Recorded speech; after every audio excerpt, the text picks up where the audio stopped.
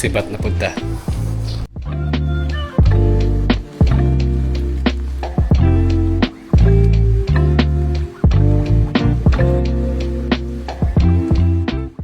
Atong dagan today is Hiliran, padulong tag C3, January 9, 2026, alas 2 sa hapon.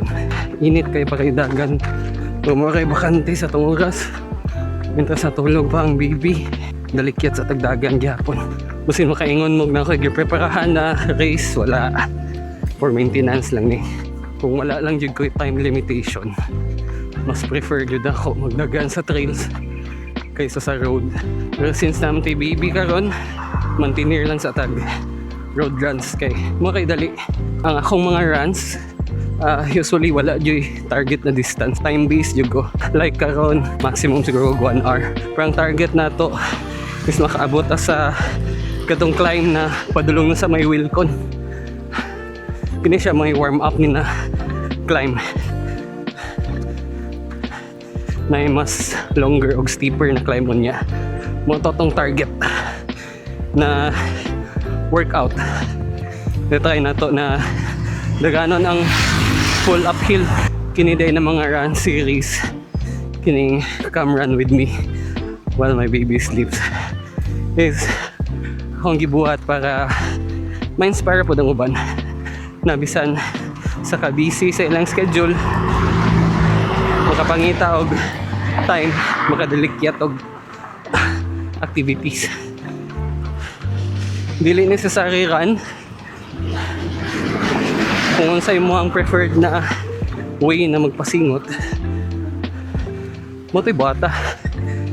Importante active jud ta, dili kinahanglan long hours, bisan 30 minutes of walking enough na gani. Ako since runner man ko, so run jud akong prefer. For night times gabike ko. So ang wala lang jud sa to is kanang pag-adto sa gym ug mag strength work. Aside sa walay time, tapulan jud ko. Pag-abot sa ingon na butang, mas prefer ko magdagan kay para sa ko mas lingaw. Kung sa tinuod lang, ako jud kayog effect ang strength work sa atong running. Importante jud kay siya ug something na dili mo dapat laktawan sa imong running journey. Di lang siya sa pag develop og strength, makadabang po siya sa pag-minimize sa injury. Mao nga ayaw ko awata kay wala ko ga strength work. Tapulan dool na to sa hill na atong target. Let's go.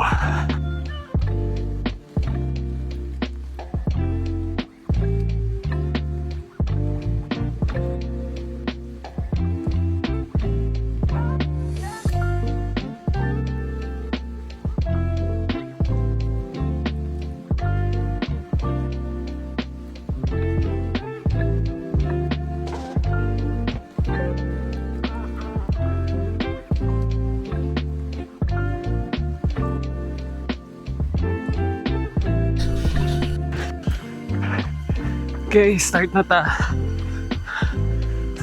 sa hill. Huwag dirita sa steep na part ni dagan.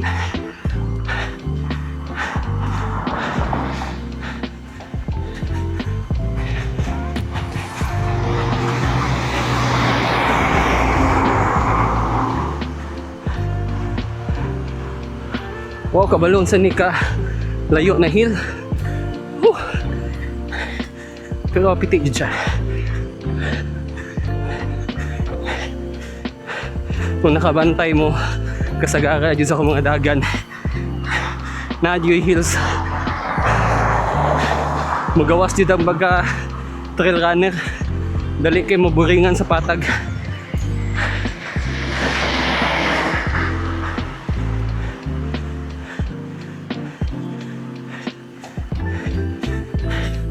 Hati up to sa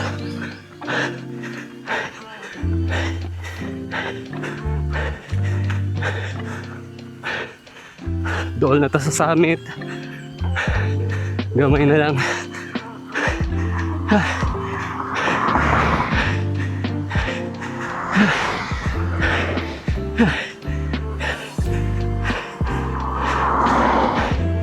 Woo! Gamay KI na lang. Gamay pa. Woo!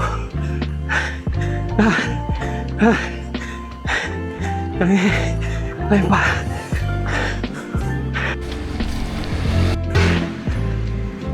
.83 kilometers, 25 minutes. So na pa tayo 5 minutes before tamo U-turn. Downhill na ni na part. So after 30 minutes U-turn ta. So napay isa ka hill. Kini downhill ta. So pagbalik na to uphill na na. Nice nog view diri.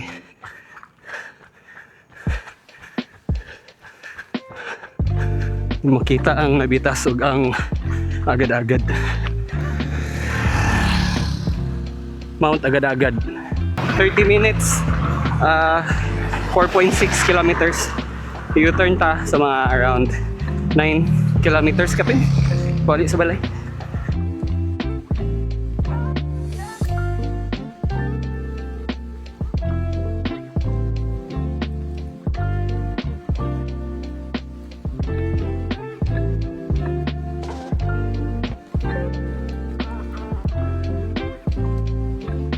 Pasaka na mo ta balik sa hill. Inita kayo eh.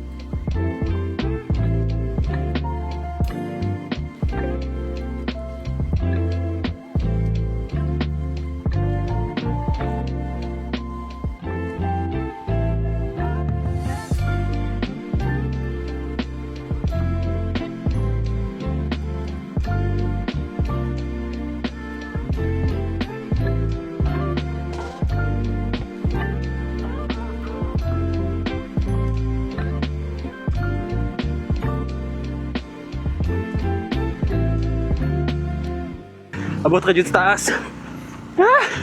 Okay na ko. Okay, humana itong workout. So nga nato lang kadali warm up, padulong sa bottom sa hill. Dayon first uphill, steady na effort. Dayon recover downhill sa pika side. Dayon another uphill, steady effort.